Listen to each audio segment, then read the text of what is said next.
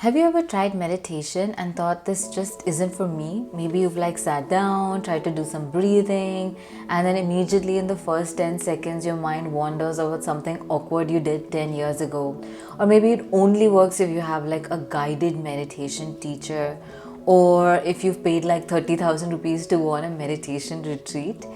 So, the moral of the story is that it probably isn't true that meditation isn't working for you, or even worse, that you're bad at meditation.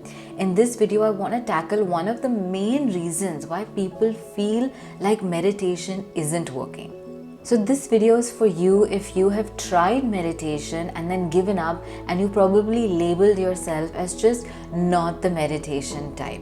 Because the fact is that apart from the various benefits of meditation like emotion regulation, greater focus, lower stress, and various physical benefits, meditation is just essentially a way where you can understand yourself, where you can know yourself better, and in that way, everybody is the meditation type. What's really to be understood when you feel like meditation isn't working for you is not that meditation isn't working for you, but rather that generic meditation isn't working for you. So imagine if everybody was given the same size of shoe, and then we're super surprised if we're falling over all the time. That's kind of what we've managed to do with meditation.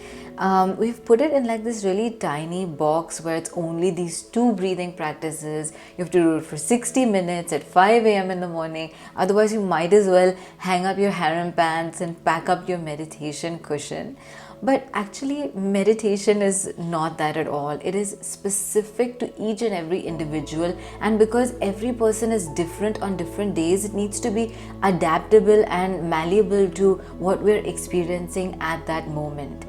So there are days when I feel like, oh my god, I just don't want to sit down, or I've had a really long day and I'm like, what's even the point? But the idea is that there are meditative tools that you can use for every mood that you have, and that you can keep going in a way that feels supportive to you rather than it feeling super forced and something that you have to do. So the thing is that most people don't quit meditation because they can't do it. They quit meditation because the approach they're using does not fit them or their lifestyle. So here's where things really go wrong, and because we have from society a view of what a good meditation looks like.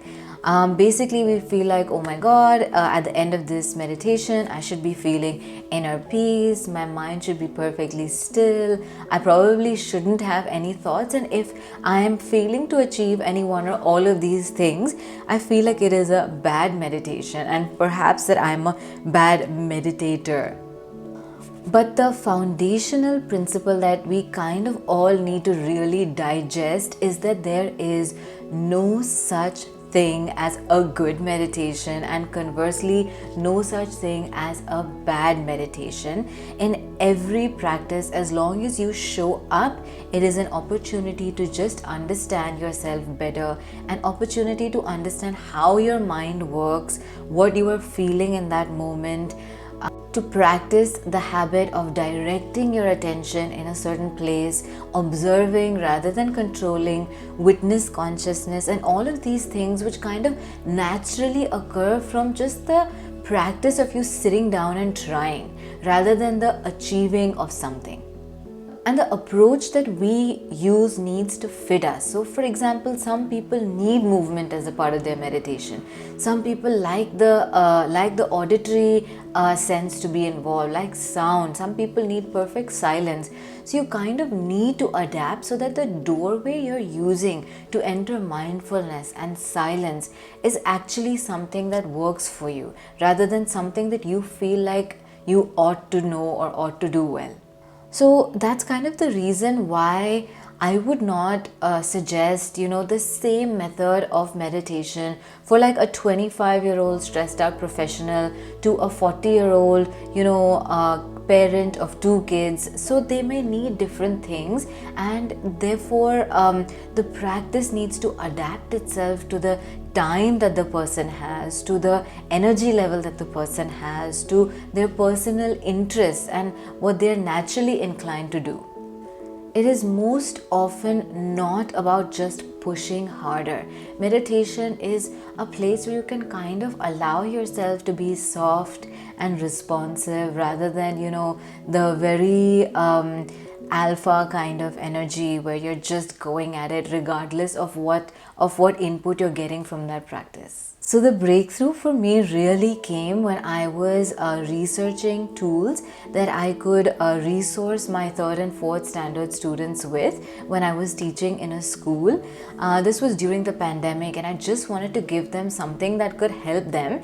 And it was at this time that I discovered a plethora of ways that you can use to make mindfulness, meditation, and moments of silence accessible for any age and any kind of temperament, any kind of mood that you're in. And what I was really surprised to find is that when we create tools for children, they can tend to be so beneficial for adults as well, because there are moments when I'm feeling stressed, and then my mind is more childlike than if I'm more calm and resourced. So that's why my work with meditation is so different, because I positively know that meditation is for everyone. It is just the approach that we use to meditation that we can constantly adapt and adjust so that meditation feels doable, it feels supportive, and even enjoyable for you.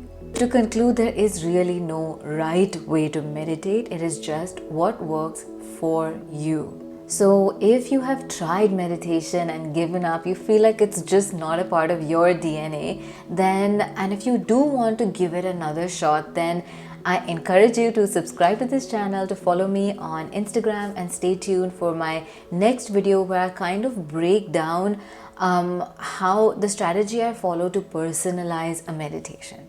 Thanks. See you next time.